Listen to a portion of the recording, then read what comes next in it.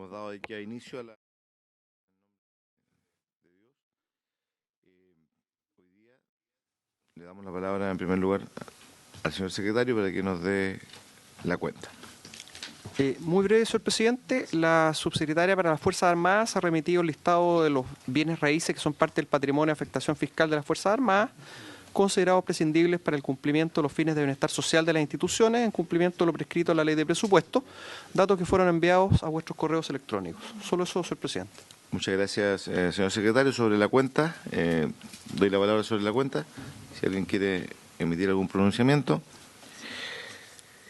En puntos varios.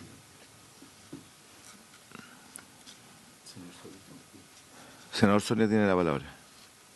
El micrófono, señor. El micrófono, por favor. Gracias. Que me pudieran dar el material. Como yo no he asistido a ni una reunión antes, estoy seco, perdido. No, pero si usted... Desde que se inicia la comisión de vivienda, me gustaría tener todo el material. Pero eso, eso ha sido remitido permanentemente a los correos electrónicos suyos y de su asesor. Ya, se lo voy a pedir a ellos. Sí, y usted... Gracias. Sí, señor Soria, señor senador. Hoy día vamos a tener dos puntos en la tabla. En primer lugar, yo quise invitar... sí, al tiro. Toda vez de que la vez pasada escuchamos la exposición, obviamente, del ministro, también de un techo para Chile, pero quisiéramos profundizar un poquito más para cerrar este tema y tener plena claridad como miembros de la comisión cómo se está trabajando en todo el país el tema de asentamiento en relación al diagnóstico que se nos entregó la semana pasada. Invitamos nuevamente al señor Ricardo Trincao, que es el jefe del Departamento de Asentamientos Precarios del Ministerio de Vivienda y Urbanismo, para que conozcamos ya más particularizadamente lo que es este programa en todo el país. Y también está invitado el día de hoy, de parte del Ministerio también, del señor Pablo Morán, que es justamente el arquitecto del Departamento de Asentamientos Precarios. Con posterioridad, a las 10:15 vamos a considerar el proyecto de ley en primer trámite constitucional, iniciado en moción, de los senadores Rincón y Gatica, y señores Elizalde, Sandoval y Walker, que modifica la ley 20.898, que establece un procedimiento simplificado para la regularización de viviendas de autoconstrucción, con el objeto de ampliar los plazos de vigencia de dicha normativa legal en los casos que se indican. Señor secretario, ¿este no guarda relación con la ley del móvil? Sí, señor presidente. Si quiere lo explico cuando veamos el punto. Ya. Guarda relación el artículo único del proyecto que vamos a ver tiene 3 numerales. El numeral 1 guarda relación con la ley miscelánea que está para promulgación y los otros 2 no. Ya. Y ahí también vamos a escuchar a la señora Verónica de la Paz, de la Biblioteca del Congreso, que nos hará comentarios sobre este punto. Señor senador Sandoval tiene la palabra.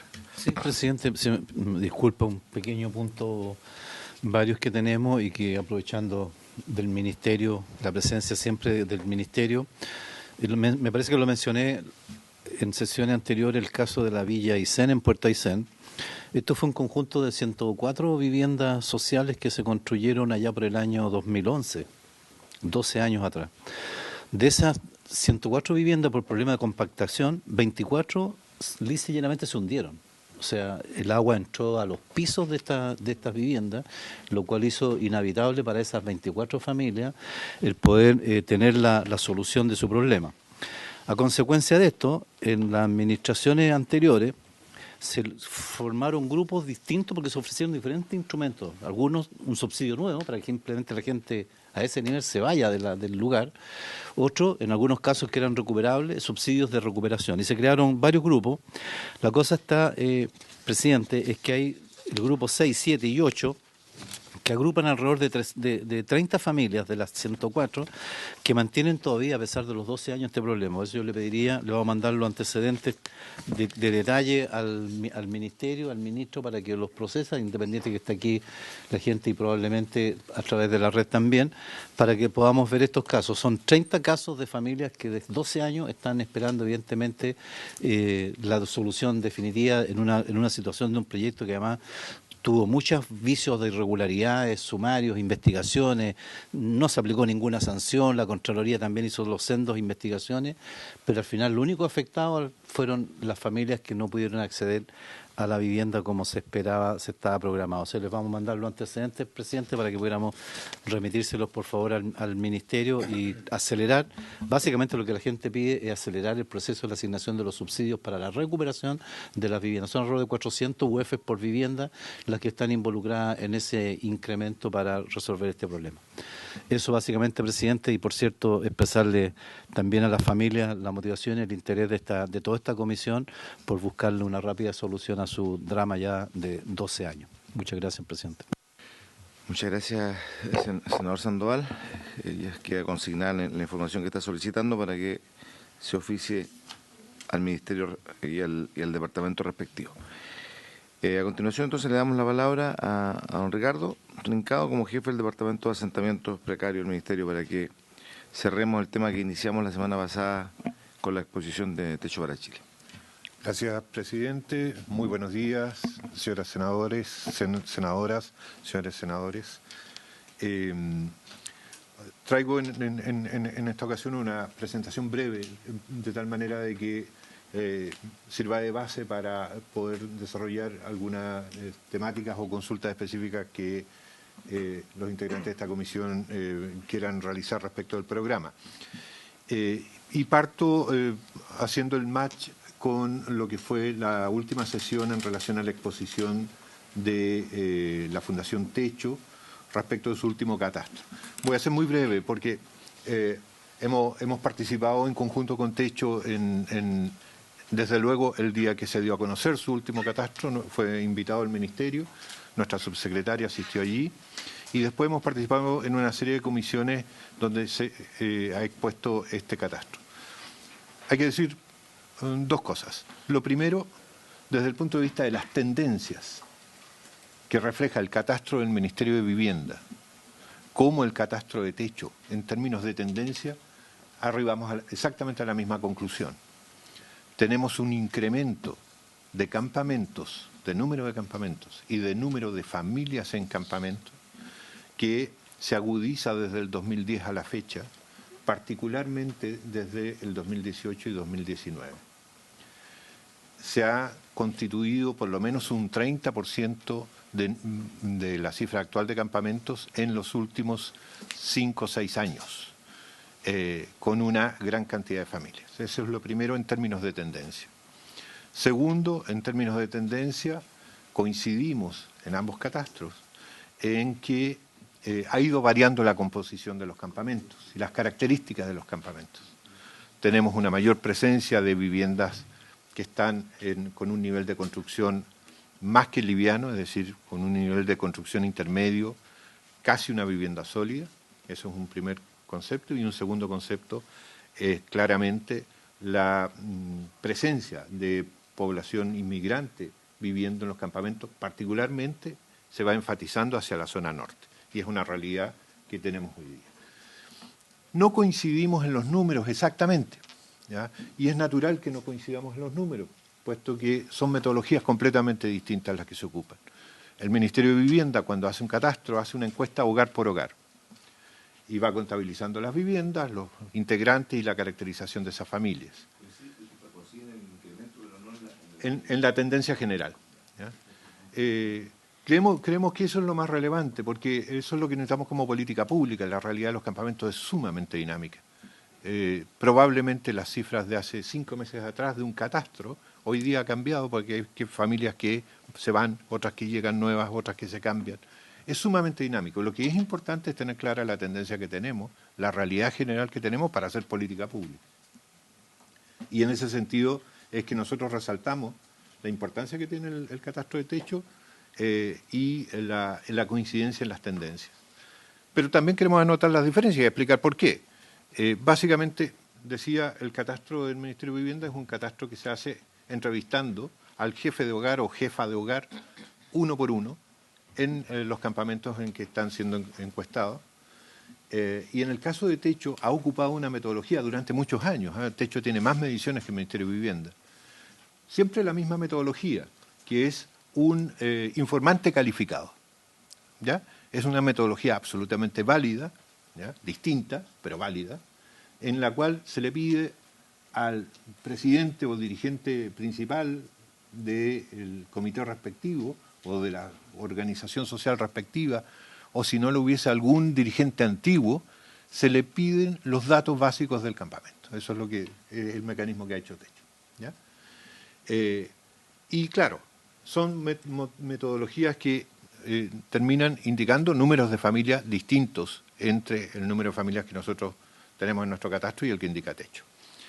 Ahora, y respecto a los campamentos también tenemos una situación bien particular.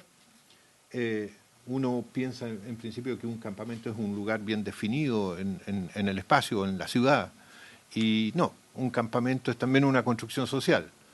Hay macrocampamentos, no sé, como el de Arenales en Antofagasta, que tiene a su interior 8 organizaciones que se reconocen a sí mismas como campamentos separados.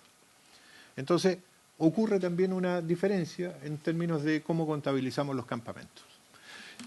Descartados esos dos aspectos metodológicos, vuelvo a insistir con lo principal para nosotros. No es tema estas diferencias que se producen, lo importante es que estamos apreciando Techo como organización independiente y el Ministerio, que tenemos una tendencia compleja, porque tenemos un incremento después de haber logrado cierta baja en el número de campamentos y familias en campamentos desde el 2010, terremoto de por medio, hay que puntualizarlo, donde el esfuerzo del Estado no fue a construir nuevas viviendas, sino a reconstruir las viviendas dañadas. Pues bien, desde ahí en adelante se va produciendo una caída en la capacidad de construcción de vivienda nueva social y un incremento también paralelo de familias viviendo en campamentos. ¿Ya? Eso es básicamente la situación de los catastros. Y a partir de eso, presidente, entonces es que, y en ese contexto es que se instala y este programa tiene que desarrollar su trabajo. Y si me permite, focalizando ya en el programa, me gustaría hacerles una breve presentación.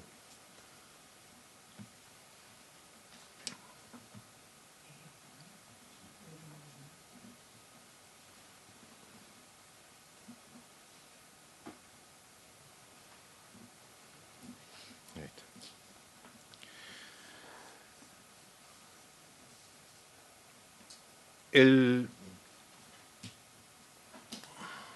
tema que enfrentamos, en términos generales, ¿ya? Más de 70.000 familias están viviendo actualmente en Chile sin acceso formal a la vivienda, ni a los terrenos que ocupan, pero no solo eso, porque esa es una situación que ocurre con cientos de miles de familias que son parte del déficit habitacional, sino que en este caso, en el caso de campamentos, no solo no tienen acceso formal a la vivienda, sino que carecen de algunos de los servicios básicos, agua potable, o alcantarillado, pavimentación o luz eléctrica, no tienen acceso a seguridad y accesibilidad adecuada al lugar en donde viven, y un gran porcentaje de esas familias está en zonas de riesgo. Anotamos esos 3 elementos en particular, porque esos 3 elementos nos ponen en una situación en la que no hay desacuerdo. La realidad de campamentos impedirá que Chile cumpla los objetivos de desarrollo sostenible a los que se ha comprometido en distintos acuerdos internacionales. No los vamos a cumplir mientras no resolvamos la realidad que tenemos en campamentos. Ese es el problema que enfrentamos. ¿Cuántos metros tiene cada casa? En el caso de los campamentos van desde... Sí. Hay soluciones habitacionales desde 15 metros cuadrados hasta 70 metros cuadrados. Dentro de los campamentos encontramos actualmente todo tipo de soluciones que las familias se han dado. Este problema que declaramos tiene algunas causas que es necesario evidenciar. Y precisamente en los catastros de Techo y del propio Ministerio aparece como la principal elemento para irse a vivir a un campamento, la dificultad que tienen las familias para acceder o mantenerse en una vivienda formal. Las familias pasan años de allegado, ustedes conocen estas realidades perfectamente, ¿ya? Pasan años postulando y no logran acceder a una solución de vivienda, y finalmente esa familia que se mantiene allegada o que se mantiene arrendando, cuando tiene algún pequeño impacto económico, deja de poder pagar su arriendo y termina viviendo en campamentos, o crece su familia y ya es insostenible su condición de allegado y termina viviendo en los campamentos. Los elementos que se vinculan con esta dificultad de acceso y mantención de la vivienda formal son la disminución de la oferta de nuevas viviendas sociales a partir del 2010, como ya indicaba, el incremento sostenido de los costos de los arriendos, el incremento sostenido del valor del suelo y el impacto de sucesivas crisis económicas y pandemias sobre la familia. El Estado no ha estado impasible frente a esta realidad y ha hecho esfuerzos en distintos gobiernos, en distintos momentos, y grandes esfuerzos. La migración sí, como fenómeno de estos últimos años. Toda la razón, senador, efectivamente. Aunque rescato lo que precisamente Techo indicaba en esta comisión en la sesión pasada. En el caso de los migrantes, todos, o no todos, pero un alto porcentaje, sobre el 80 o 90%, llegaron a vivir a una vivienda formal, como primera vivienda en Chile, y posteriormente terminaron alojados en campamentos. Entonces, no es digo, en los datos que tenemos hasta ahora levantados, ¿no es cierto? No es el primer lugar de destino del migrante, es el lugar al que llegan después de que no se han podido sostener en una vivienda formal.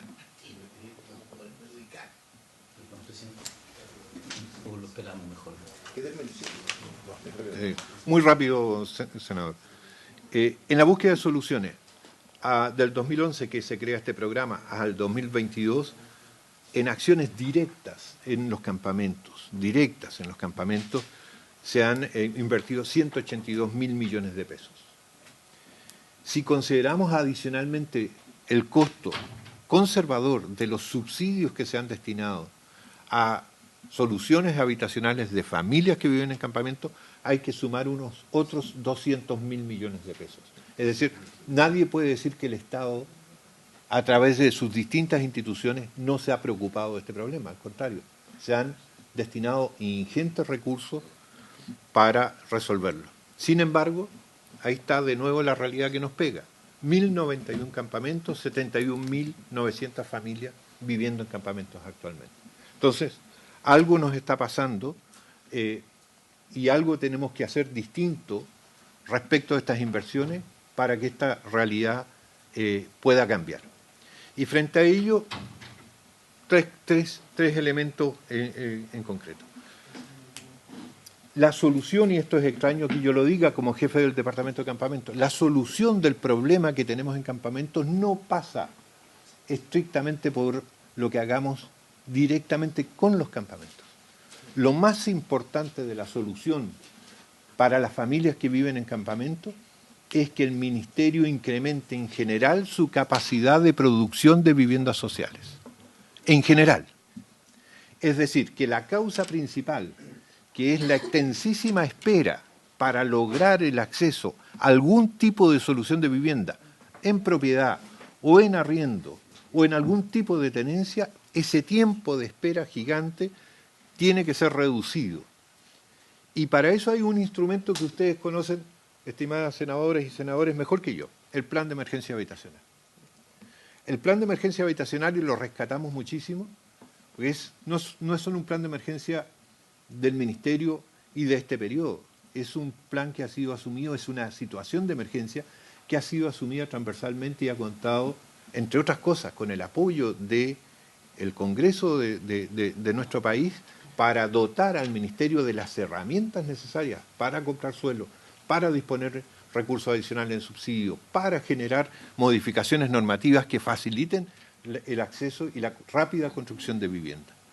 Hasta el año pasado, incluyendo ahora, este año recientemente, hace unas semanas, con la ley miscelánea sobre el tema de vivienda, se han ido generando las modificaciones normativas que deben permitir que esta tendencia a la baja en la capacidad de producción de vivienda social se revierta. Y este año, presidente, nuestro ministro Montes nos ha indicado, este año es el primer año de medición de ese desafío. Vamos a ser capaces de levantar la tendencia de construcción de las 30 y tantas mil viviendas que venimos trayendo en el último tiempo para acercarnos a las 70.000 viviendas anuales que llegamos a tener en cierta época. Bueno, hoy día, este año, no más adelante, se ponen en juego si vamos a estar ocupando, si las herramientas que se nos han dado están siendo ocupadas para poder revertir esto. Si logramos generar un incremento de la oferta en la cantidad de vivienda social, el fenómeno de los campamentos a lo menos debiera mantenerse estable en términos de los campamentos y familias que tenemos hoy día en esa situación, y ahí sí entra nuestro trabajo como departamento para hacernos cargo de la realidad que tenemos. Pero es prioritario que logremos que deje de aumentar la cantidad de campamentos y familias en campamentos. Entonces, el plan de emergencia habitacional es nuestra principal herramienta. En segundo lugar, y en particular para efectos del programa, el Ministerio ha focalizado su acción en dos ámbitos. Uno tradicional, que es construir una parte importante de las nuevas edificaciones, destinarlas a las personas que viven en campamentos, respetando la antigüedad de los campamentos, como consultaba el presidente en la sesión anterior. Porque tampoco es una señal adecuada, ¿ya?, que un conjunto de personas por la vía de acceder o tomarse un terreno puedan obtener una solución que pase por sobre familias que están esperando por años esta solución. Entonces, se han generado los mecanismos necesarios para que, en el contexto de respetar las antigüedades de las organizaciones, las antigüedades de las distintas agrupaciones, podamos ir dando soluciones en nuevas construcciones de vivienda, pero además se ha enfatizado un tema que ya partió hace algunos años, pero hoy día es parte fundamental de la política, y es hacernos cargo de que hay algunos campamentos que están ubicados en terrenos que no representan riesgo para las personas, que son edificables y en los cuales entonces el Ministerio ha abierto una línea de trabajo que se llama Construyendo Barrios, que tiene que ver con resolver por la vía de colocar urbanización a lo que está instalado, por supuesto que ordenando desde el punto de vista del cumplimiento normativo, ¿ya?, en un trabajo conjunto con esas familias, y colocando las redes necesarias para dotarlos formalmente de servicios o incorporar en esos campamentos, en la medida en que es posible realizarlo y organizarse, y ahí don Pablo con su programa en particular de los barrios transitorios es clave, construyendo nuevas viviendas en los propios campamentos antiguos, lo que significa un ajuste con las familias, ¿no es cierto?, porque necesitamos que vayan despejando parte de los terrenos para construir, después vuelvan ahí, vayan despejando otra parte, y es una gestión compleja de hacer, donde tenemos que tener barrios transitorios para hacerlo. Esas son las dos líneas en las cuales el Ministerio está trabajando. Y en concreto, de los 1.091 campamentos, disculpen las siglas, estimadas senadoras y senadores, en el plan Construyendo Barrios CB, ¿ya?, que es el plan destinado a radicar en el lugar en el que están ciertos campamentos, hay 258 de los 1.091. ¿Por qué 258? Porque son 258 en cuyos terrenos no hay riesgo, cuyos terrenos son aptos, que no tienen limitaciones normativas o otras limitaciones de infraestructura. Por ejemplo, la clásico, que pasa una línea de alta tensión por el terreno y bajo ella están instalados las familias. No es cuestión de llegar y cambiar una línea de alta tensión. En ese caso podrá ser seguro el terreno, pero hay una condición de riesgo en el entorno. 258. Para efectos de el plan de gestión habitacional, es decir, que esas familias vayan a nuevos conjuntos, hay 548. La mayor parte de las razones de estos 548 que tienen que irse a nuevos conjuntos es que están ubicados en zonas de riesgo. Y Claro.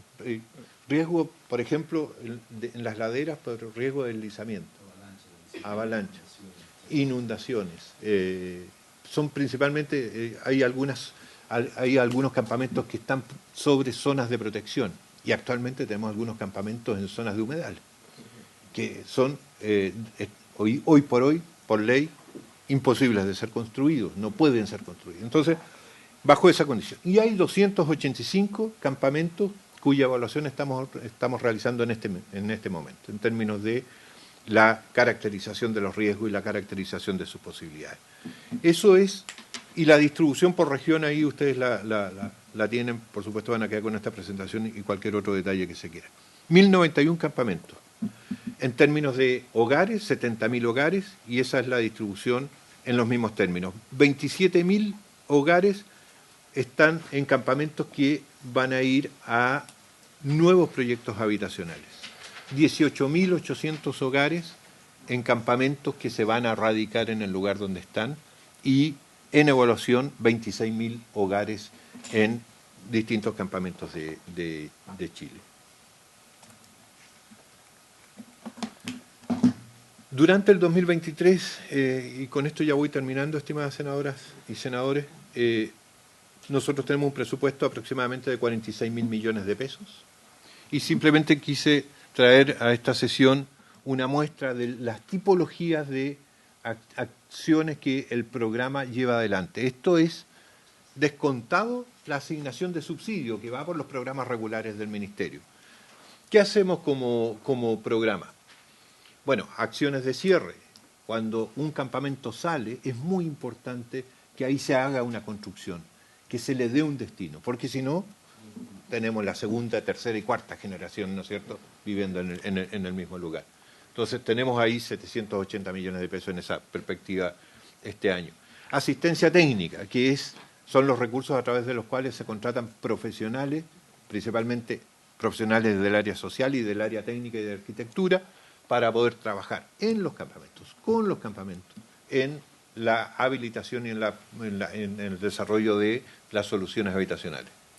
Barrios transitorios, que son 5.400 millones de pesos, son una solución provisoria, es decir, a veces vamos a necesitar y estamos necesitando construir un barrio provisorio para sacar familias de un campamento y poder construir ahí mismo o sacarlas del lugar porque está en un riesgo extremo mientras van al lugar definitivo.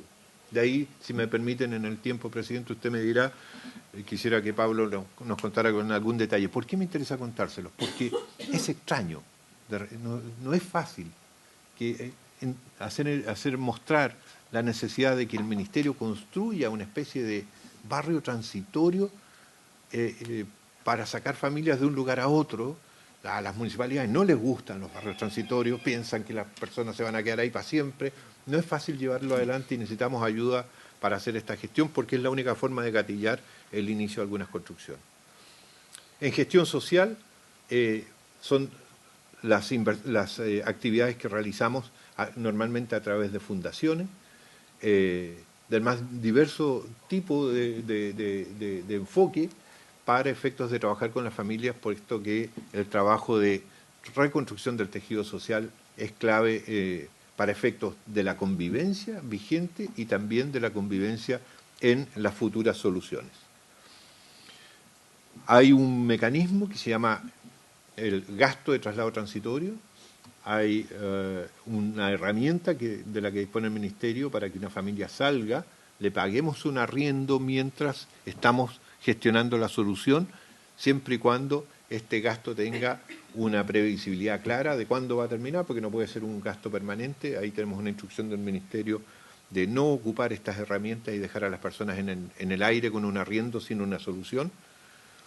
Habitabilidad primaria es un concepto muy importante, son 8.300 de los 46.000 millones, que tiene que ver con solucionar en los campamentos algunas situaciones que son particularmente riesgosas. Desde la desratización de campamentos hasta la colocación de sistemas de alumbrado público solar en aquellos lugares en los cuales, por ejemplo, el tránsito para las niñas, niños, para mujeres, Absolutamente provisorio, puesto que justamente hay todavía una propiedad que no está consolidada, por lo tanto no podemos poner redes definitivas. Solo cuando lleguemos a la etapa de consolidación en la construcción de barrios vamos a poder hacer proyectos definitivos de cada una de estas redes.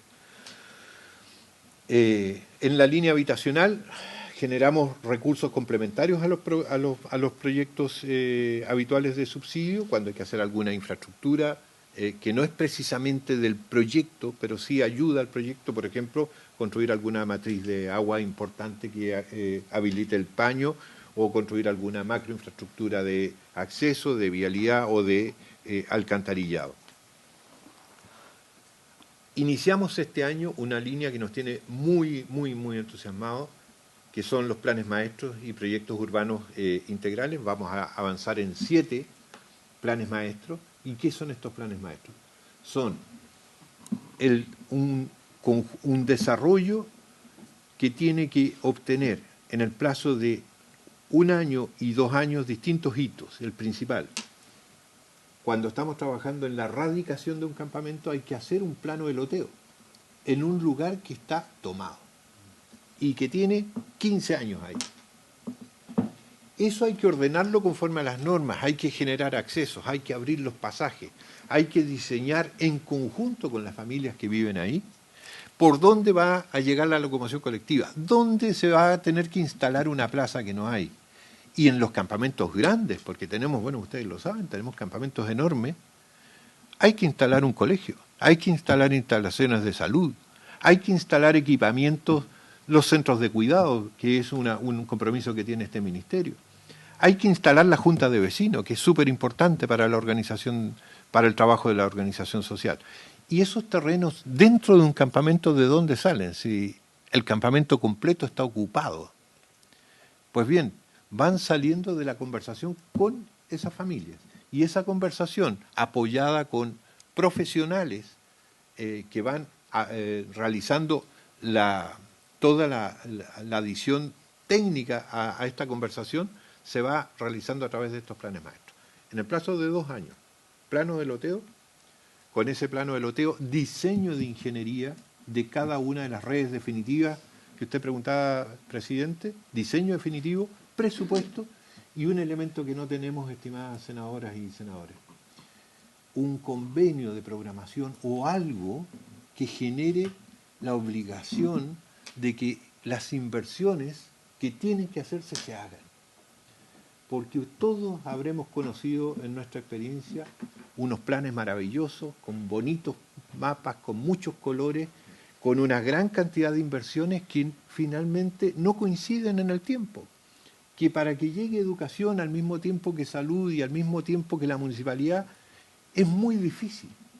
Entonces andamos buscando la manera de dotarnos de un instrumento parecido a un convenio de programación que ya existen, aunque poco ocupado, parecido a un convenio de programación, que este programa que resulta de esta intervención tenga cierta obligación de ser ejecutado en el tiempo. Cierta obligación.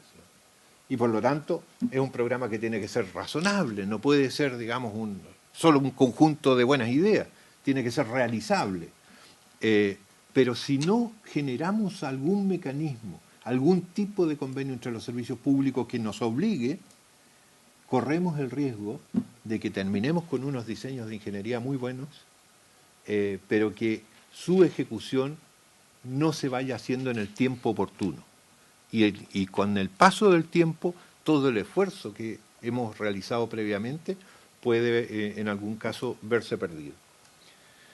Finalmente, acciones de recuperación que son similares a las acciones de cierre, solo que en este caso la recuperación ya se trata de la construcción de áreas verdes específicas sobre terrenos recuperados y finalmente las líneas de suelo, porque también el programa dispone de recursos adicionales para complementar el acceso a suelo, aunque el Ministerio ya se ha dotado de un banco de suelo o de una línea para crear un banco de suelo muy potente, pero todavía conservamos algunos requerimientos de inversión este año, y las urbanizaciones que ya han partido en algunos lugares que tienen avanzado esto que parece difícil de hacer, pero por ejemplo acá mismo en la comuna de Viña del Mar, el campamento Manuel Busto. Es un campamento en el que ya se están realizando urbanizaciones importantes, donde los vecinos ya se han organizado para efectos de dejar los espacios necesarios para construir estas urbanizaciones y, por lo tanto, aquí se reflejan estos 15.000 millones de nuestro presupuesto. Con esto termino, presidente. Tenemos un convencimiento en el programa, y es que si al plan de emergencia habitacional le va bien, hágalo a nuestro trabajo o al problema que partimos declarando, le va a ir bien. Si somos capaces de, como país, esto no es solo un tema del ministerio, porque también están las empresas, también están las comunidades, están, en fin, todos los que participan. Si como país somos capaces de incrementar la capacidad de producir vivienda social, entonces la cantidad de familias en campamentos va a empezar a disminuir.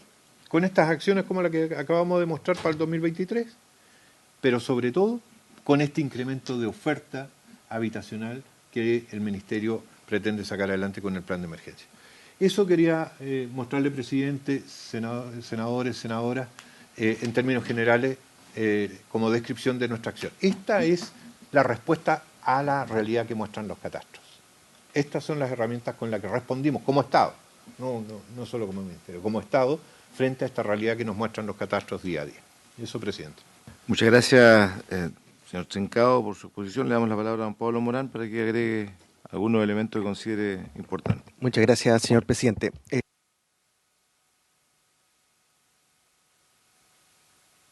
Que estamos implementando, que son los barrios transitorios, básicamente, perdón, ahí se escucha mejor.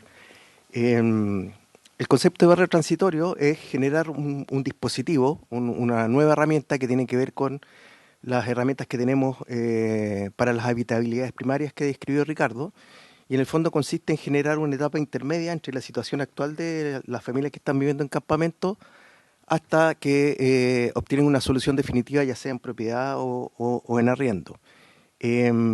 ¿Por qué un barrio transitorio? Primero, por un tema estratégico respecto de los recursos que nosotros hoy día estamos utilizando en lo que son los gastos transitorios de traslado que explicó Ricardo, que en el fondo es este bono que les entregamos a las familias para que puedan desocupar un terreno porque están en situación de riesgo, porque es necesario construir. Son aproximadamente 350.000 pesos mensuales, ¿ya? Eso es más o menos el promedio que tiene el costo de estos gastos de traslado transitorio. Y la situación en la que nos encontrábamos es que ese periodo era muy imprevisible saber cuánto duraba. Hay algunas situaciones que llevamos 5 años manteniendo estos gastos para esta familia, porque se atrasan los terrenos, porque quiebran las empresas, en el desarrollo, una serie de situaciones. Por lo tanto, el cálculo que se hizo que era, se podía optimizar, digamos, esos recursos a través de gastarlos en generar estos dispositivos, que como les decía es una etapa intermedia entre la situación actual y la situación definitiva, periodo en que nosotros calculamos que son 3 años en que debieran estar estas familias en estos barrios transitorios, que es el periodo en que se demora en la formulación, diseño y ejecución de un proyecto habitacional, y que además nos permitía tener una instancia de acompañamiento del Estado para un grupo de familias en un territorio acotado, con seguridad, con una vivienda transitoria básica, en la cual podíamos actuar, además de habilitarlos, entre comillas, para que pudiesen optar como familias a soluciones, en el sentido de regularizar ahorro, permanencia definitiva, etcétera. La oportunidad también de consolidar comunidad, en el sentido de que el Estado pudiese intervenir en estos 3 años en que tenemos este grupo de familias que estimamos que no debieran sobrepasar las 200 para efectos de tener un control adecuado, y con eso poder llevar a cabo todo lo que es el desarrollo mismo de los proyectos, o sea, una solución en que en vez de tener a las familias desperdigadas y que en ese periodo de tiempo que se construyen los proyectos es muy difícil tener contacto permanente. Y además es una solución para efectos de aquellos campamentos que hoy día están en situación de emplazamiento en áreas de riesgo. Eso es básicamente el concepto de este nuevo dispositivo que estamos implementando este año. Eso, muchas gracias. Pablo Morán, que es el arquitecto del Departamento de Asentamientos Precarios. Le damos la palabra a la senadora Gatiga, después al senador Soria. Sí, dos consultas, presidente. La primera en relación al catastro que se realizó para saber cuántos campamentos existen a nivel país. ¿Existe hoy día también un porcentaje identificado de la población migrante que vive hoy día en estos campamentos? Esa es una consulta. Y la otra es con respecto a esta modalidad de campamentos transitorios. No se ha implementado todavía, ¿cierto? Lo que pasa es que yo lo estoy viviendo en Valdivia con un campamento que está en una zona compleja, Las Mulatas, y se quiere implementar esta modalidad del campamento transitorio. Entonces quiero saber cuáles son los resultados, si es que se ha implementado en otro lugar, cómo ha sido el proceso. A mí me preocupa porque específicamente por el caso de Las Mulatas se quiere trasladar este campamento a un predio que no es menor, que son cerca de 3,5 hectáreas para un grupo mucho más pequeño de 120 y tantas familias. Entonces es complejo que sea un territorio tan grande en donde se haga este campamento transitorio que probablemente va a seguir proliferando. Entonces quiero saber más que nada cuál es el ejemplo que tenemos hoy en día de esta modalidad de campamento transitorio. Gracias, presidente. Agradezco, senadora, la concreción de la pregunta. Le pediría a los colegas también que vayamos al grano en las preguntas que le hagamos. Después las contesta resumidas. Senador Soria, para que haga su consulta. Más que nada, no es una consulta. Yo diría que es contarle en pocos minutos lo que se ha hecho en Iquique. Nosotros en Iquique hemos trabajado fundamentalmente en los últimos 40 años, se ha hecho en la ciudad, en base a sistemas de cooperativas de vivienda y autoconstrucción. Iquique está hecho así. Son miles de viviendas. Y hoy el gobierno actual ha entregado alrededor de 400 terrenos para hacer el sistema cooperativo con la ayuda actual del gobierno actual. O sea, está aprobado, está entregado en Lobito Los Verdes, una ciudad mirando al mar. O sea, lo que se ha querido en Iquique es que dejemos ya de que las clases más pudientes o clase media superior que logra tener algo frente al mar, esto en Lobito Los Verdes es una población igual que la Playa Brava o Cabancha. Yo vivo en Playa Brava y me levanto mirando el mar. Se entiende que Playa Brava era como un barrio que fue creciendo con lentitud, pero es Iquique actual. Todo lo hizo el pueblo mismo. Y yo creo que eso es importante. El gobierno ya entregó los terrenos, récord. Nosotros pedíamos esos terrenos 17 años, y yo alcalde, gritando, parando, y no nos dieron nunca nada. Bueno, este gobierno llegó y a los 2 meses nos entregó los terrenos. Estoy hablando de 4.000 terrenos. Y se quiere partir con el sistema cooperativo en el futuro Mella. O sea, es un trabajo donde funcionan las cooperativas, donde funciona el alcalde fundamentalmente, que es el que puede manejar su ciudad. O sea, lo importante es quién maneja la ciudad. Y eso lo aprendimos nosotros, por lo menos yo lo aprendí 50 años atrás en los Estados Unidos, en mi primer viaje, a los 22 años tenía yo, pasé el liceo, alcalde de Iquique, quebró el Salitre en ese momento. Pero yo tuve la suerte de ir a Miami y ver cómo funcionaba, nos trajimos al sistema y es el que ha funcionado los últimos 30, 40 años. Y no hemos tenido ningún problema con los gobiernos de ningún tipo, para allá o para acá. Yo creo que es importante que le echen una miradita que puede servir para poner como algo para todo Chile, colega presidente, una colaboración, digamos, pero en el fondo es el gobierno el que nos pasa el terreno, y se calcula una casa, y termino con esto, que no pasa en los 22 millones de pesos en un piso, se le deja para el segundo piso, y yo diría que estas casas están casi listas hoy. Se puede hacer uno en vivo, en directo, pero también se las puede comprar las empresas que las están trayendo del extranjero. Lo estoy hablando de los últimos 6 meses de Chile, no estoy hablando de ni sueño. Ya lo hicimos nosotros. Y la hacen las empresas acá. Hicieron una feria de la vivienda y yo tengo entendido que fue la gente de gobierno. Bueno, ese es el sistema. En Chile está todo. Es cosa que lo modernicemos lo máximo y deberían entrar los gobiernos locales, los municipios. Yo me formé en el Partido Socialista y ya no estoy en él, pero aprendí en Estados Unidos en mi segundo mes de alcalde de Iquique, a los 22 años de mi vida, de presidente de estudiantes. Fui y viví en Estados Unidos, me tocó estar unos 40 días recorriendo porque llevaron alcaldes del mundo entero. Esta es una cosa de Miami, pero después Miami invita a conocer los Estados Unidos. Yo le gasté mi dedito, era el más joven, pasaba colado en todos lados porque era tan joven nomás, sino era mucha la gente que quería ir. Y eso que aprendimos allá lo trasladamos acá, como se dice.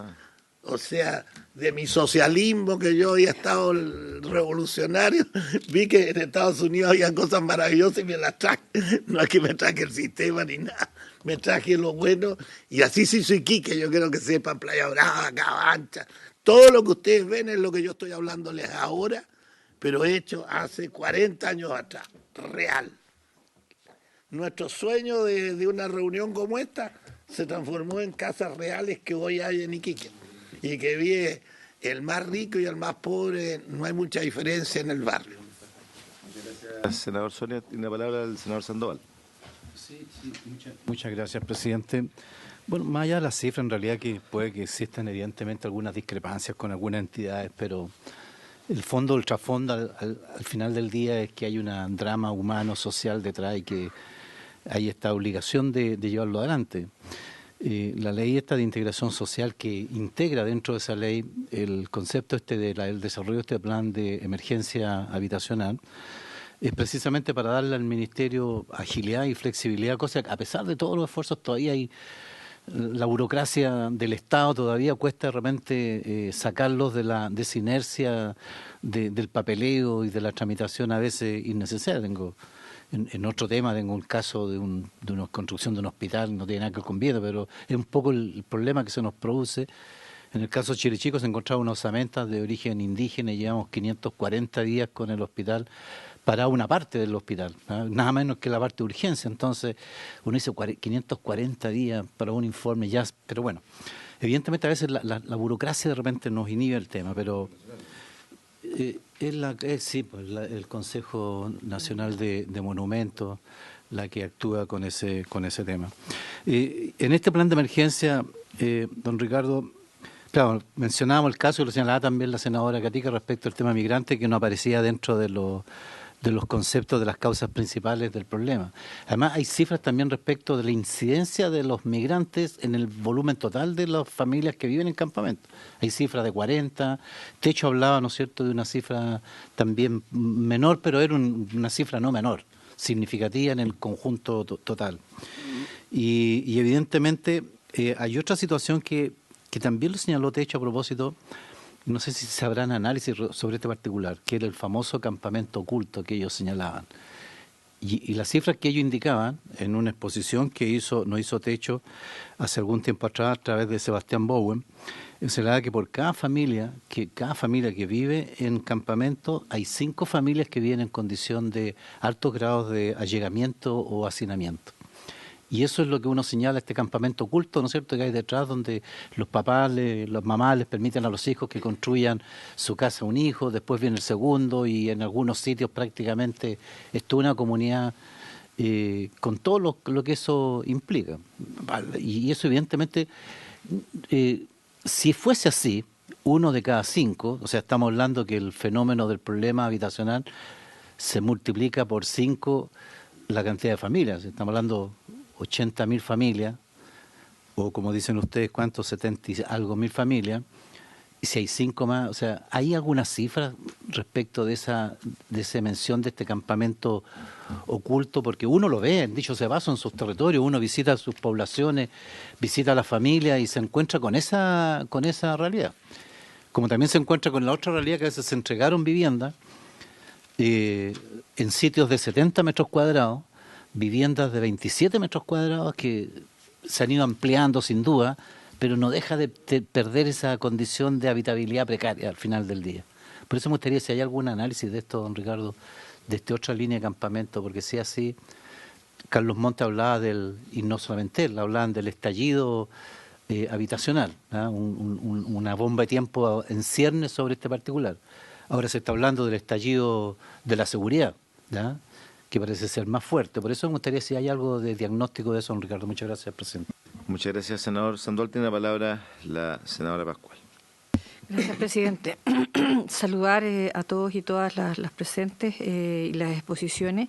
Yo quería preguntarle en particular al señor Trincao qué es lo que se entiende y cómo operaría un barrio transitorio. ¿Es un campamento nuevamente? Lo digo como para entender la lógica también de los municipios de la resistencia, digamos, para poder lograr una solución definitiva. Lo segundo es si acaso la asistencia técnica que se planteó que está dentro de las líneas de trabajo con el presupuesto considerado para este 2023, incluye la contratación de más personal para la evaluación de los proyectos de concreción, digamos, de salida a los campamentos. Lo digo tipo el ejemplo que nos colocaba el profesional Piña, que estuvo con usted la semana pasada acá, a propósito de lo que expuso sobre subsidio rural, de que las seremías iban a tener más contratación de arquitectos, arquitectas para poder evaluar más rápido los proyectos y poder apoyar. Lo tercero es una inquietud que no necesariamente es estrictamente de vivienda, pero me llamó la atención cuando planteó en el área, que me parece muy bien, de considerar la infraestructura de equipamiento también en la radicación de los campamentos, los centros de cuidado. Estos centros de cuidado que va a asumir el Ministerio de Vivienda tienen que ver con atención de personas en situación de discapacidad, tienen que ver con atención de niños, niñas, adolescentes, tienen que ver con atención de demencia, de adultos mayores, es una mezcla de todo, solo para saber si acaso están pensando desde ese punto de vista más integral o focalizado en alguna de las personas que requieren el cuidado. Y por último, preguntarle la realidad de los campamentos, efectivamente, las cifras de techo o las cifras que usted nos expone van del orden de un 12% o un 18% del total del déficit de la vivienda en nuestro país. O sea, los campamentos están menos del 20% del déficit de la vivienda, para decirlo en números súper gruesos. Por lo tanto, desde esa perspectiva, la prioridad, digamos, o sea, lo que quiero es un poco como reforzar el planteamiento del Ministerio de Vivienda, que usted me lo ratifique, que independiente que en porcentajes pudiera no ser el ítem más relevante a la hora del déficit de vivienda, en términos cualitativos es una de las consideraciones más complejas de la vivienda, o sea, de la situación para vivir que tienen las personas, y por lo tanto sigue siendo una prioridad, que no se les deja de lado producto del porcentaje. No sé si en términos del peso real que tienen o no en la cifra más grande, digamos, eso es un poco lo que quiero preguntarle. Muchas gracias. Yo igual, solo algunas opiniones, me queda un poco claro de que hay una estrategia, en definitiva, don Ricardo, hay una estrategia que se está trabajando, por lo que yo entendí de su exposición, que también existe la posibilidad de que en los actuales campamentos se quede la familia, lo cual es una buena noticia porque permite que no se dé este otro fenómeno que me preocupa a mí, que es el tema de que se va a un campamento y llegan la misma cantidad de nuevas familias que a formar otro campamento, ¿no es cierto? Y que hay, por lo que tengo entendido, también un plan para aquellos procesos de erradicación, o sea que hay un plan para poder invertir ahí y ocupar esos espacios, lo que yo entiendo. Áreas verdes y todo eso, lo que ayuda, ¿no es cierto?, a descomprimir esa presión. Eso por un lado. Y lo segundo, que el dinero ¿cómo ha sido el comportamiento del dinero para la adquisición de terreno en los últimos años? Si hay incremento, si hubo baja respecto, no está el comparativo con otros años acá. Estábamos conversando con el senador Sandoval que veíamos que cómo andan esos recursos anualmente para poder suplir la necesidad de terreno, entendiendo que uno de los mayores problemas que tenemos hoy día es el alza del precio de los terrenos en todo el país. Eso, don Ricardo. Gracias, presidente. Voy más o menos en el mismo orden. Senadora, son 1091 campamentos los que están formalmente en el catastro. El catastro fue publicado el 2022. El catastro está cerrado. No se incorporan nuevos campamentos al catastro. Si ocurre, voy a ser súper directo, si mañana hay una toma, esa toma va a entrar al catastro y va a ser parte de estas soluciones, no lo va a hacer. No lo va a hacer. Hay una mirada de Estado en términos de reconocer una realidad, pero no queremos que esa realidad se siga reproduciendo porque los efectos que tiene sobre las personas, particularmente sobre los niños y las niñas, la vida en campamento trae consecuencias futuras graves. No queremos seguir reproduciendo esta realidad. Sin embargo, nos hacemos cargo realistamente de una realidad histórica, y de esa realidad histórica es sobre la que trabajamos, que está constituida en lo formal, senadora, por 1091 campamentos. Hay algunas diferencias en términos de si se cuentan un campamento como 3 campamentos o 2, siempre usted va a encontrar alguna diferencia, pero hay un catastro histórico en que se ha reconocido todo lo que históricamente, valga la redundancia, estaba formado como campamento. Y de la población migrante, efectivamente, en términos de promedio, hemos catastrado del orden de 30 a 40% de población migrante. Pero como todo buen promedio esconde diferencias. Es diferente la realidad en el sur de Chile que en el norte de Chile. Y en el norte de Chile tenemos campamentos donde la población migrante supera el 60-70%. Esa es. Entonces, hay una diferenciación. Sobre esto, hay cifras detalladas, senadora, y con gusto el catastro detallado se puede enviar a la comisión. Siempre contamos nosotros con el cuidado en estos análisis que eviten la estigmatización de ciertas poblaciones. Efectivamente tenemos ahí un fenómeno importante que está muy en boga por distintas razones en nuestro país, pero no quisiéramos que ese fenómeno fuera o sirviera como una base de estigmatización a quienes viven en campamento, por las razones que sea. Nadie vive en un campamento porque le gusta, sino que porque las razones de la vida lo han llevado y lo han obligado a estar ahí. En cuanto y sobre el barrio transitorio, Pablo, sí, bien concretamente ahí, sí, las experiencias que tenemos sobre eso. Sí, hoy día tenemos experiencia de barrio transitorio principalmente en Antofagasta, a propósito del traslado o relocalización que se ha hecho de 7 campamentos en los cuales se están desarrollando los proyectos habitacionales, algunos de ellos administrados por fundaciones, la mayoría. La diferencia respecto de esos campamentos con lo que estamos planteando en esta nueva fase operativa tiene que ver primero con temas de administración y seguridad. Los campamentos que se implementaron en Antofagasta básicamente mantienen las mismas condiciones del campamento original. En el fondo es como haber trasladado un campamento a otro con las mismas deficiencias, en algunos casos de alcantarillado o agua potable. La mayoría hoy día están servidos por provisión de camiones aljibe, temas de mejoramiento de suelo, etcétera.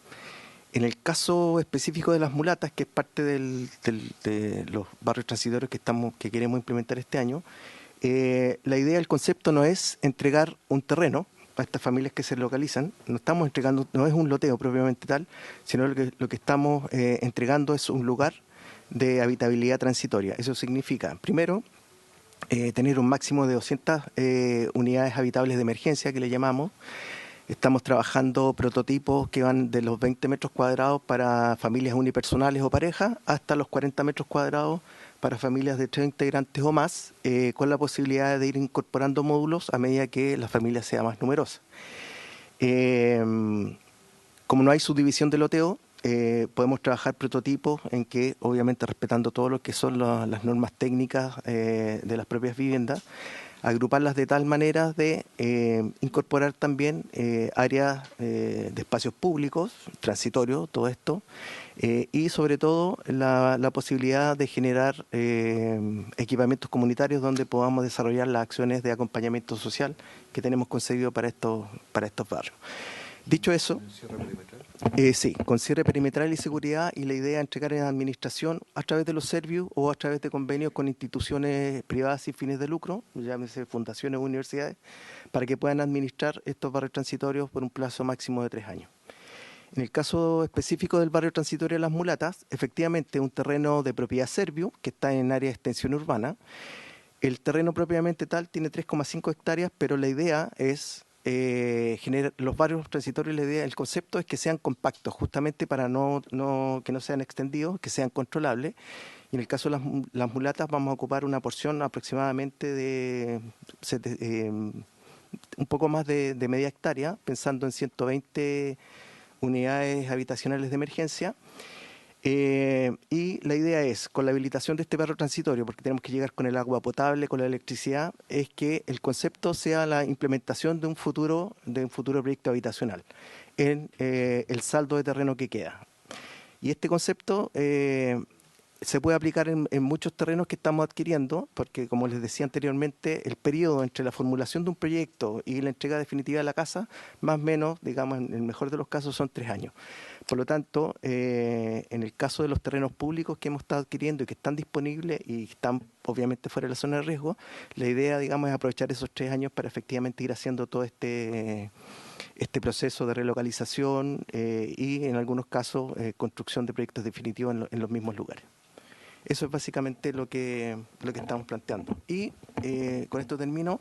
En el caso del campamento de Las Mulatas ya hay comités de vivienda constituidos en el campamento, por lo tanto la idea es que efectivamente poder trabajar en la habilitación de aquellos casos de familias que hoy día no pueden postular, para efectos de que puedan tener una solución ya sea en el mismo terreno posteriormente o en otros proyectos que se está desarrollando en Valdivia.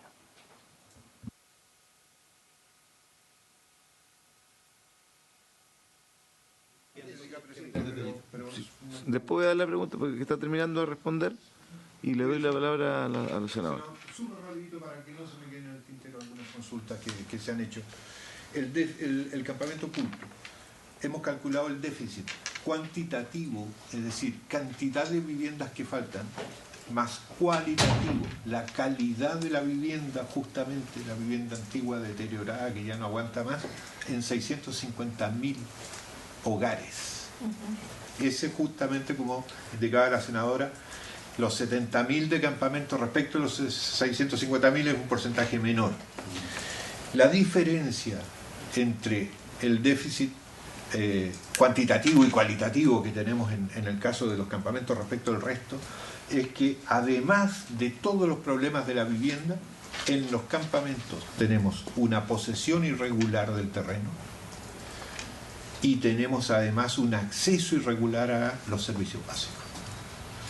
Por lo tanto, van a continuar siendo prioridad. Aprovecho a contestarlo inmediatamente. Continúa siendo prioridad. Porque tenemos una situación ahí en la que se acumulan riesgos asociados al déficit adicionales a los que tenemos en el resto de las poblaciones. Ahora bien, estos 650.000 vamos a enfrentar, si todo sale bien, en estos 4 años, 250.000. Pero nos queda un largo trabajo, pero además la población sigue creciendo. Entonces, la verdad que el desafío es enorme, enorme. Y necesariamente una de las cosas en que transversalmente todo el mundo está de acuerdo, todos los especialistas están de acuerdo. Perdón. No podemos concentrarnos solo en el otorgamiento de viviendas en propiedad. Tenemos que impulsar el arrendamiento. Tenemos que impulsar el arrendamiento. Tenemos que impulsar la tenencia de vivienda fiscal que pueda ir supliendo estos barrios transitorios de tal manera que por ahí puedan pasar familias que por alguna razón, violencia intrafamiliar, por ejemplo, ya tienen que habitar en algún lugar y no tienen hoy día dónde. Bueno, debemos tener viviendas del Estado en que pudiésemos destinarla a esa familia mientras estabilizamos. No va a ser el Ministerio de Vivienda, será otro ministerio, pero mientras estabilizamos su situación. Ahora, pero también para ser justo, senador, la diferencia, el detalle diferenciado entre cuantitativo y cualitativo no lo dispongo en este minuto, me comprometo a hacérselo llegar, porque es importante, ¿no es cierto?, cuantificar en ambos casos. Las fuentes sí de estos dos déficits son fuentes súper validadas, la CACEM principalmente, ¿no es cierto? La CACEN es una información, los antecedentes que entrega las propias evaluaciones de la Cámara Chilena de Construcción son súper importantes en la consideración de la construcción de este número de déficit, más los propios análisis que hace la División Técnica del Ministerio. Por lo tanto, este déficit, como insisto, es cuantitativo y cualitativo, viviendas que faltan y viviendas deterioradas que es necesario reemplazar. Y para ello hay una batería como nunca. Se repuso el PET, se acordarán los más antiguos como uno, el Programa Especial de Trabajadores, ¿se acuerdan? Que funcionaba fantástico, dejó de funcionar, se ha repuesto, ha costado echarlo a andar paradojalmente, pero poco a poco va ganando espacio. La recuperación de barrio se ha potenciado muchísimo. La renovación que se está haciendo de los condominios es fantástica en el sur de Chile, en Puerto Montt, lo conoce el presidente, todo el acondicionamiento térmico que se está haciendo de los viejos departamentos es fantástico, le cambia la vida a la familia. Pues bien, eso está superando déficit cualitativo. Respecto de las consultas de la senadora, bueno, en cuanto a los temas de asistencia técnica, efectivamente la asistencia técnica considera la contratación de profesionales de distintos ámbitos. Esos sí son profesionales que están contratados sin responsabilidad administrativa, ¿ya? Sin responsabilidad administrativa. Hacen la tarea profesional, ¿ya? De generar proyectos, de formular proyectos, de supervisar proyectos, de acompañar a la familia en el caso de los profesionales del ámbito social, de formar a las organizaciones, y necesitamos dotarnos. El subtítulo 21, disculpen el tecnicismo, el subtítulo 21, que es donde están los recursos para personal del Estado, está cerrado a 7 candados. Y cada vez que uno va a pedir recursos del subtítulo 21 es que no hay. Pero no podemos seguir pegándonos cabezazos con esa muralla. Si está claro que el Estado no se quiere que se incremente su cantidad de personal, pues bien, buscamos la manera de dotarnos de esos profesionales para poder hacer el trabajo y no tener que estar esperando eternamente con el desarrollo de los proyectos. El centro de cuidado es una infraestructura, senadora, que primero está en una fase piloto en el Ministerio. Los desarrollos van a pasar por una fase piloto en el Ministerio de Vivienda para ver el funcionamiento, pero pretende ser, y mis disculpas si hierro en algún aspecto de detalle, pretenden ser un espacio en donde las mujeres, que son las que realizan la labor de cuidado, puedan tener a alguien que las sustituya, ¿ya? En un espacio seguro, adecuado, con personal formado, para que ellas puedan liberarse de horas, algunas horas de ese cuidado al que se dedican prácticamente todos los días de su vida o en el periodo que les ha tocado. Entonces es un centro que permite liberar a las mujeres de las labores de cuidado, ¿ya? No en forma permanente, porque es imposible sustituir la magnitud del trabajo de cuidado que hacen las mujeres en su totalidad por centros estatales, pero es un lugar en donde al menos se pueda tener la alternativa de concurrir, ¿ya? Y con el apoyo de profesionales capacitados, liberar a esas mujeres para los fines que ellas estimen pertinentes. No vamos a decirle qué van a hacer con su tiempo, pero para liberarlas de ese tiempo. Ese es el propósito de los centros de cuidado, y para ese efecto tenemos que tener un diseño bien particular, porque las labores de cuidado, usted lo decía, son del más diverso tipo. Entonces no es sencillo diseñar una edificación que cumpla este propósito. Siguen siendo prioridad. Y respecto al barrio transitorio, senador, usted hizo una pregunta, no la recuerdo ahora, me anoté el titular nomás. Pero bueno, que ha quedado claro, no son definitivamente un campamento, es un lugar controlado, con administración, con acuerdo, y esto no es idea nuestra, ya se ha hecho por parte de algunas organizaciones y comunidades en Antofagasta. Hay un compromiso firmado por cada familia de un reglamento de convivencia, de ocupación, que si no se cumple, significa que la familia sale de ese lugar, se va de ese lugar, ¿ya? Entonces, hay control, y desde el punto de vista de las viviendas, hay servicios y dotaciones básicas entregadas, es decir, hay agua, hay alcantarillado, hay luz, hay seguridad, que es lo mínimo que tiene que tener la familia.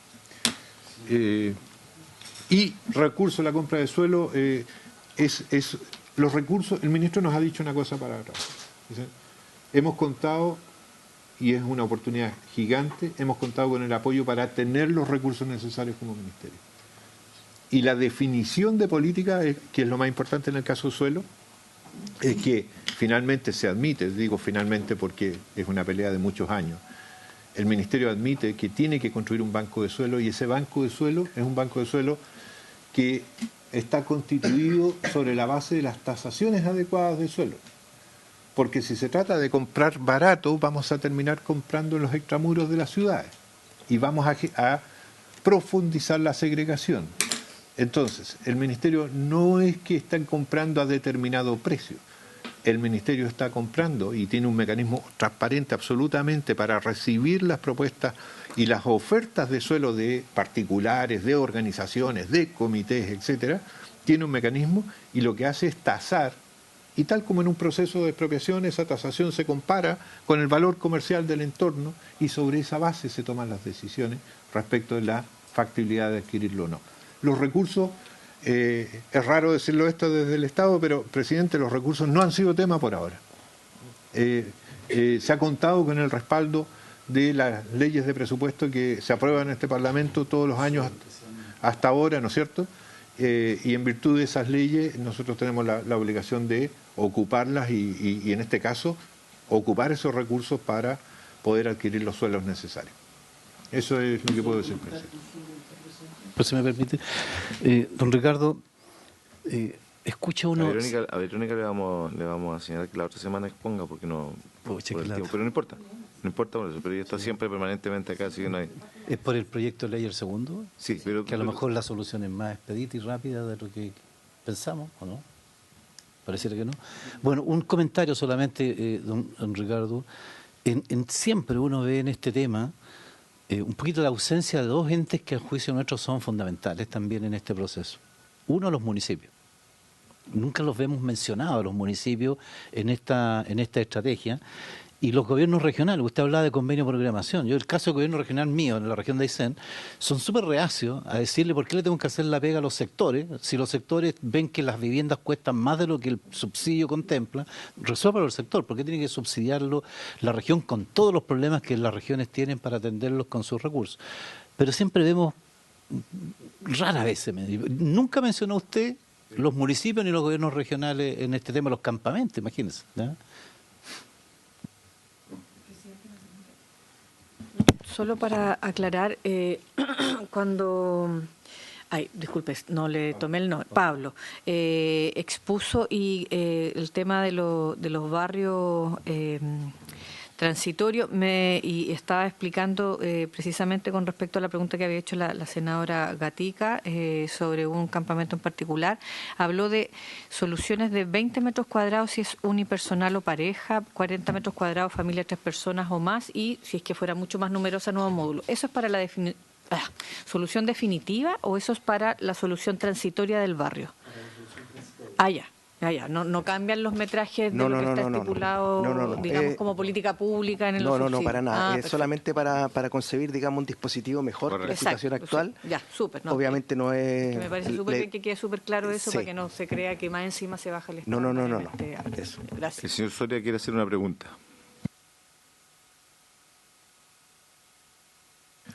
Las casas definitivas tienen un valor aproximado de 35 a 45 millones de pesos.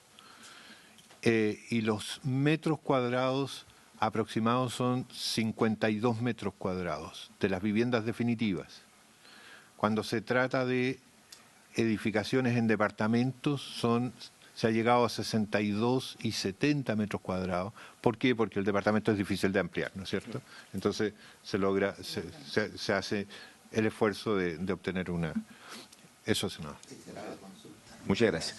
Creo que hemos tenido una muy importante exposición en una materia que además nos permitió conocer no solamente el programa, sino que también las vías de solución que se están implementando, y yo en lo particular solo un comentario, o sea, igual felicitar el hecho de que hayan diferentes líneas de acción, porque yo creo que una multiplicidad de soluciones van a permitir ir abordando el problema con mayor integralidad.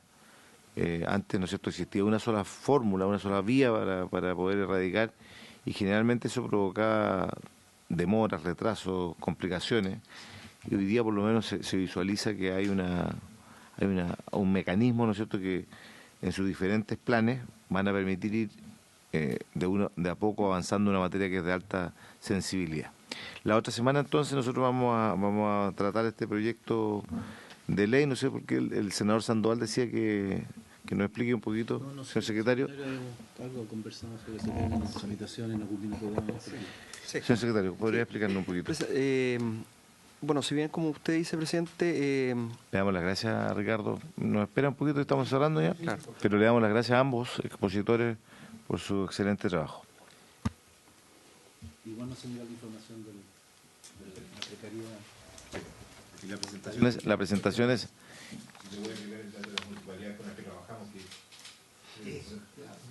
Y la presentación... Sí, porque me parece. Yo fui alcalde muchos años, al igual que Soria, entonces echamos de menos que nosotros fuimos actores relevantes en el tema habitacional en las comunas. Así es, así es. Ya lo había dicho ese Y su desarrollo económico en particular también.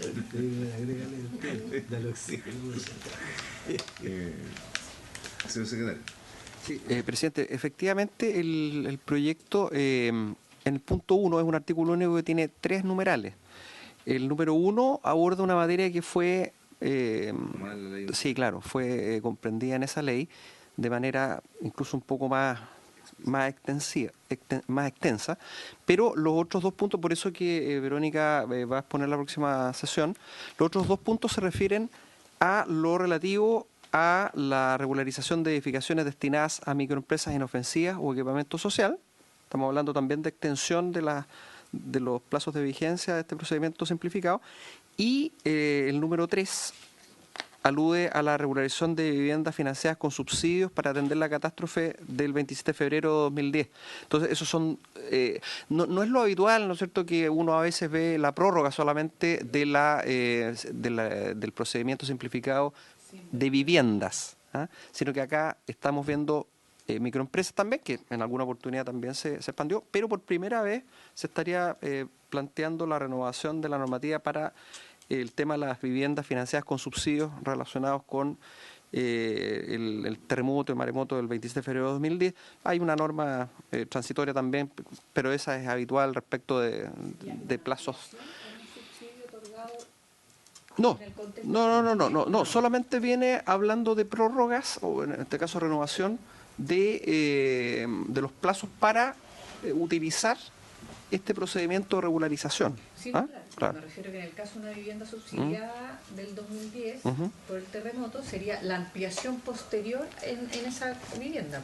O sea, claro, eso es justamente lo que hay. La casa se supone que se entregó regularizada, claro, un subsidio. Eso es justamente lo que. Claro, eso es lo que se supone. Y es lo. No, pero es que justamente eso van a explicar en su minuto, bueno, tanto Verónica como seguramente el MIMBU, para ver... Los recintos de salud, perdón, tenemos un drama con el hospital acá en Valparaíso. Esa es otra moción, pero que también involucra algunos aspectos bastante complejos. Claro. Entonces, no hemos podido arribar a cifras. Exactamente, no se han entregado cifras contundentes que permitan avanzar. Eso es, presidente. Pero la otra semana entonces esperamos la exposición de Verónica y abordamos este punto. Así que habiéndose cumplido el objetivo de esta sesión, la cerramos dándole las gracias una vez más a nuestro invitado.